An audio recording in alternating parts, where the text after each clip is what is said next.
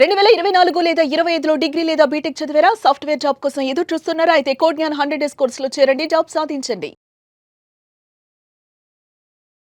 నమస్తే రవీంద్రనాథ్ గారు. నమస్తే అండి ఉష గారు. షుగర్ డాడీ ఈ మధ్య ఈ పేరు చాలా ఎక్కువగా వింటూ ఉన్నాము. చాలా ట్రెండ్ అయిందని చెప్పొచ్చు. దీనికి సంబంధించిన పూర్తి వివరాలు ఏంటి? అసలు షుగర్ డాడీ అంటే ఏంటి? అత్యంత ప్రమాదకరమైనటువంటి ఒక విష సంస్కృతి షుగర్ డాడీ. దీనికి షుగర్ డాడీ ఎందుకు పేరు పెట్టారు? అంటే ఆ డాడీకి అన్న షుగర్ ఉంటుందనా? కాదు, డెఫినెట్గా అది కానే కాదు. ఎంత తీయగా కనిపిస్తుందో మన సమాజాన్ని, మన కుటుంబ వ్యవస్థల్ని, మన వ్యక్తిత్వాలని పూర్తిగా నాశనం పట్టించేసి భ్రష్టు పట్టించేసే ఒక పాశ్చాత్య ఒక విష సంస్కృతి ఈ షుగర్ డాడీ అనే కల్చర్. ఏమిటి షుగర్ డాడీ? నేను డీటెయిల్స్లోకి వివరించే ముందు అసలు ఈ షుగర్ డాడీ కల్చర్ ఎక్కడ స్టార్ట్ అయింది అంటే, బహుశా నాకు తెలిసి అమెరికన్ కల్చర్ నుంచి స్టార్ట్ అయింది. అంటే ఇక్కడ ఒక విషయం మీకు లీగల్గా చెప్పాలి. ఇద్దరు వ్యక్తులకి అంగీకారమే, పరస్పర అంగీకారంతో ఏ పని చేసినా యాక్సెప్టెన్సా?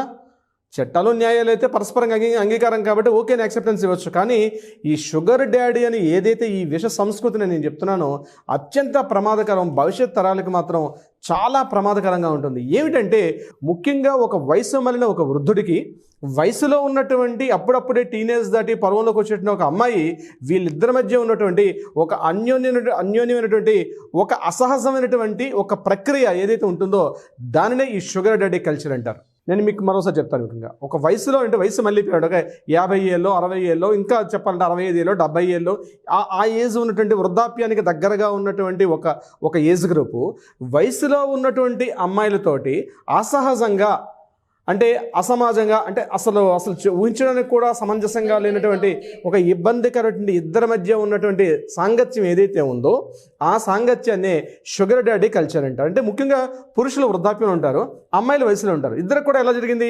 ఇతను బాగా రిచ్, అంటే అలా అని చెప్పి ఇక్కడ ఉన్నటువంటి రిచ్ ఇతను బాగాను, అంటే ఒక బిజినెస్ మ్యాగ్నెట్ కానీ, ఒక ఏదో సినిమా రంగం కావచ్చు, లేకపోతే వ్యాపార రంగం కావచ్చు, ఎనీ సెగ్మెంట్ అతను బాగా వెల్ సెటిల్డ్.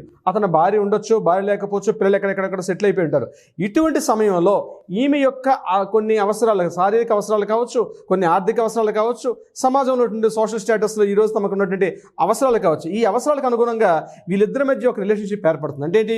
ఈ అమ్మాయి అతను దగ్గరగా అంటే తండ్రి వయసుతో కలిగినటువంటిదో, ఒక బాబాయ్ వయసుతోటో, ఒక పెదనాన్న వయసు కలిగిన వ్యక్తితోటి ఒక శారీరక సంబంధాన్ని కలిగి ఉండడం కానీ వీళ్ళిద్దరి మధ్య కనిపించేది ఏంది? ఒక ఆర్థిక అవసరాలు. శారీరక సంబంధం అంటే ముస్లిం వాడితో ఈ అమ్మాయికి ఉన్న రిలేషన్స్ని మనం శారీరక సంబంధాన్ని చెప్పలేం. కానీ ఒక ఆర్థిక అవసరాలు అన్నటువంటి ఆయనకేం కావాలి? ఒక వయసులో అమ్మాయి కావాలి. ఆ ముసలోడికి ఆ వయసులో ఒక పిచ్చి, నేను పచ్చిగా మాట్లాడతాను ఉష గారు, మీరేం తప్పుగా భావించకండి. వాడికి ఆ వయసులో మనవరాళ్ళ వయసు ఉన్నటువంటి ఒక వయసు ఆ అమ్మాయిలతోటి వాడు కలిగినటువంటి ఒక రిలేషన్షిప్, ఈ అమ్మాయి ఒక బాబాయో ఒక పెదనాన్నో ఒక ఆ రిలేషన్షిప్లో ఉండే ఈ ఇద్దరి మధ్య రిలేషన్షిప్ని షుగర్ డాడీ అని అంటారు. ఇది ఎంతవరకు కరెక్ట్? ఈ అమ్మాయికి ఆర్థిక అవసరాలు అంటే ఈరోజు జాబ్ రీచా కానీ, ఒక ఉద్యోగం చేస్తే కూడా ఇవ్వనటువంటి బెనిఫిట్స్ అన్నీ కూడా అతను ఒక ప్యాకేజ్గా ఇస్తాడు. కొన్ని కలిసి లైఫ్ లాంగ్ ఉంటారంటే అట్లా కూడా ఉంటారు. ఒక 1 year, ఒక 2 years ఇట్లా కలిసి ఒక ట్రావెల్ ఉంటారు. ముందే అగ్రిమెంట్ రాసుకుంటారు. ఆ అగ్రిమెంట్ ప్రకారం ఈమె తాలూకు అవసరాలన్నీ కూడా ఆయన చూస్తారు. అంటే ఏంటి? ఆమెకు కావాల్సిన చెప్పుల దగ్గర నుంచి, షాపింగ్ దగ్గర నుంచి ప్రతి ఒక్కటి కూడా ఈమెకి సెపరేట్గా ఒక ఫండ్ కేటాయిస్తాడు. ఇయర్లీ నీకు ఇంత ప్యాకేజ్, ఒక 15 lakhs ప్యాకేజ్, ఒక 25 lakhs ప్యాకేజ్. ఈ అమ్మాయి ఏం చేస్తుంది? జాబ్ అని చెప్పి వెళ్తుంది. ఆ ముసలివాడితో కంప్లీట్గా ఒక రిలేషన్షిప్, అంటే ఫిజికల్ రిలేషన్స్తో పాటు అన్ని రకాల రిలేషన్షిప్ కూడా కలిగి ఉంటుంది ఈ యొక్క అమ్మాయి. ఇద్దరు కూడా పరస్పర అంగీకారం, ఇద్దరి మధ్య ఒక మ్యూచువల్ అండర్స్టాండింగ్ కలిగింది, ఒక మ్యూచువల్ అండర్స్టాండింగ్, ఒక బాండింగ్ ఉంది ఇద్దరి మధ్య కూడా. ఆయన ఏం చేస్తాడు? ఏదో నా దగ్గర డబ్బు ఉంది, ఈ డబ్బు కోసం నేను ఏం చేసుకుంటాను? ఇప్పుడు డబ్బులోనే అని చెప్పి రకరకాల వ్యక్తుల్ని సెక్స్ వర్కర్ని పిలుచుకుంటే తన హెల్త్ పాడైపోతుంది. కాబట్టి అందుకని ఇతను ఏం చేస్తాడు? ఒక వయసులో ఉన్న అమ్మాయిని తన డబ్బుని ఎర చూపించి ఆ అమ్మాయిని కంప్లీట్గా లోపరుచుకోవడం. ఇక్కడ ఏంటంటే ఇద్దరి మధ్య రిలేషన్షిప్లు, ప్రేమలు, అభిమానాలు ఏమి ఉండవు. ఇద్దరి మధ్య ఎటువంటి రిలేషన్షిప్ కూడా ఉండదు. కేవలం పనిచేసిందంతా కూడా ఒక ఆర్థిక అవసరాలు ఏంటి, ఒక ట్రంప్ కార్డు, ఒక మెడలో ఉన్నటువంటి ఒక ట్యాగ్ కార్డు ఏంటి, ఈ అమ్మాయికి డబ్బులు కావాలి, వాడికి ఒక శారీరక వాంఛ కావాలి, ఆ ముసలోడికి శారీరక వాంఛ కావాలి, అంటే ఫిజికల్ టచింగ్స్ కావచ్చు, మరొకటి కావచ్చు, ఎక్స్ట్రా వైజెడ్. ఆ అమ్మాయి ఈ అబ్బాయి ఇతను ముసలోడు ఎక్కడికి వెళ్తే బాంబే, ఢిల్లీ, హైదరాబాద్, మిగిలిన ఎక్కడ కొచ్చిన్ వెళ్తే వ్యాపార నిమిత్తం ఈ అమ్మాయి కూడా వాడితో పాటు కంప్లీట్గా ట్రావెల్ చేయాలి. ఎక్కడికి కావాలంటే ఒక పెట్ లాగా ఖచ్చితంగా ట్రావెల్ చేస్తుంది, ఖచ్చితంగా సరెండర్ అయిపోవాలి. ఆయన ఏం చెప్పిన 2 years పాటు మిడ్ నైట్ కావచ్చు, మార్నింగ్ కావచ్చు, ఈవినింగ్ కావచ్చు, అతను చెప్పినటువంటి అన్ని రకాల రిలేషన్షిప్ కూడా ఈమె యాక్సెప్టెన్స్ ఇవ్వాలి. ఈమె ఏం చేస్తుంది? కంప్లీట్గా అతను అనుగుణంగా ఉండాలి. ఈ మధ్యన ఎక్కడైనా బ్రేక్ చేసుకున్నా మళ్ళీ ఈ అమ్మాయికి వేరే బాయ్ ఫ్రెండ్ ఉంటాడు, మళ్ళీ ఈ అమ్మాయికి వేరే రిలేషన్షిప్ అన్నీ ఉంటాయి, కానీ అవన్నీ అతను కూడా టచ్ చేయకూడదు. ఇక్కడ కండిషన్ ఏంటి, ఆ ముసలివాడు ఈ అమ్మాయితో ఉన్నటువంటి ఏ రిలేషన్స్ కూడా టచ్ చేయకూడదు ఎక్కడ కూడా. ఈ అమ్మాయి ఎక్కడున్నా, ఈ ముసలివాడు ఎక్కడ పోతున్నా, ఈ అమ్మాయి ఆయనతో పాటు ట్రావెల్ చేయాలి. ఆయన యొక్క శారీరక అవసరాలతో పాటు అన్ని రకాల ఒక వైఫ్ కన్నా వైఫ్కి మించి, ఆ వైఫ్ అనే పదం చాలా తప్పు, దానికి ఈ మధ్య రోజు రోజుకి ఆ పదం యొక్క విలువ పోతుంది కాబట్టి అంతకు మించి అనే పదం వాడాను. అంటే ఏంటి, వైఫ్ అయినా కొన్ని ఒక నియమాలు ఉంటాయి, ఇక్కడ ఒక లిమిటేషన్స్ ఉంటాయి. ఈమె లిమిటేషన్స్ అంటే ఏముండదు, లేకుండా వ్యవహరించడం అనే చెప్పొచ్చు. ఎగ్జాక్ట్లీ. వీళ్ళిద్దరి మధ్య ఒక బాండింగ్ ఎలా ఉంటుందంటే, కలిసి కంప్లీట్గా తిరుగుతారు, ఆ ముసలివాడు హ్యాపీగా ఎంజాయ్ చేస్తారు.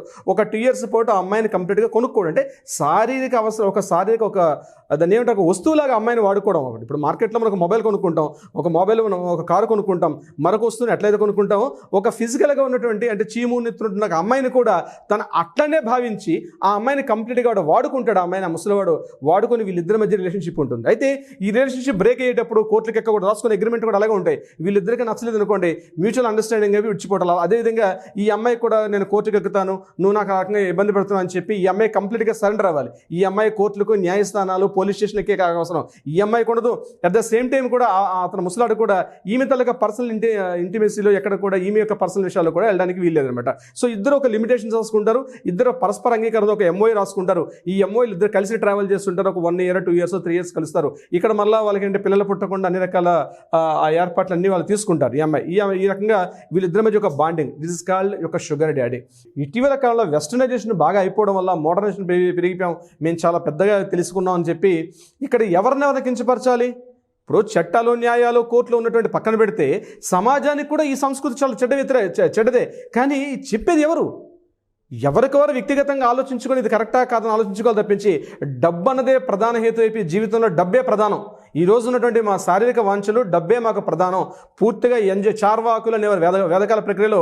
చార్వాకులు అని అంటారంటే మా ఇష్టం వచ్చిన మేము తింటాం, మేము తాగుతాం, మేము తిరుగుతాం, ఏ వ్యక్తి ఏ ఏజ్ వాళ్ళతో మేము కలిసి హ్యాపీగా తిరుగుతాం, తింటాం. చిన్నపిల్లలు లేరు, పెద్దవాళ్ళు లేరు, మాకు శారీరక అవసరాలు. ఈరోజు మా వాంఛలు పెరిగిపోయి ఎవరితోనైనా కలిసి ఉంటాం అన్నటువంటి ఒక విచిత్రటువంటి ఒక విష సంస్కృతి ఈ షుగర్ డాడీ కల్చరు. ఇది తొందరగా మన సమాజం నుంచి పోవాలని కోరుకుంటున్నాం. ఖచ్చితంగా ఇటీవల కేసులు కూడా అవే కనిపిస్తూ ఉన్నాయి. దీనికి సంబంధించి అనేక చోట్ల వయసు ఉన్న అబ్బాయి మీరు ఎయిర్పోర్ట్కి వెళ్తే బహుశా మనవరాలు కలిసి వెళ్తున్నారు అనుకుంటాం. మనం చూసి ఎయిర్పోర్ట్లో చూస్తే వాళ్ళే కనిపిస్తున్నారు, రైల్వే స్టేషన్ చూసిన వాళ్ళే కనిపిస్తారు. బహుశా ఏ మనవరాల్లో మనవడితో ఒక తాతయ్య వెళ్తున్నారు అనుకుంటాం. కానీ ఈ చూస్తున్న ఈ దుష్ట కల్చర్ నిజంగా ఉష గారు అసలు మాట్లాడుకోవడానికి అత్యంత హేయంగా, అత్యంత జుగుప్సాకరంగా ఉందనడంలో ఎటువంటి సందేహం లేదండి. మీరు అన్నది నిజం. అసలు ఈ షుగర్ డాడీ అన్న కల్చర్ ఏంటో అర్థం కాని పరిస్థితి. అతి త్వరగా దీన్ని అరికట్టాలనే భావిద్దాం. Thank you sir, thank you so much. Thank you so much అండి.